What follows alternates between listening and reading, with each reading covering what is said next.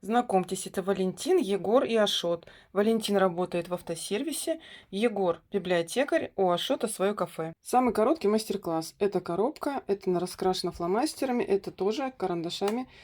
Здесь подставка приклеена, эти элементы приклеены, закрывается крышка.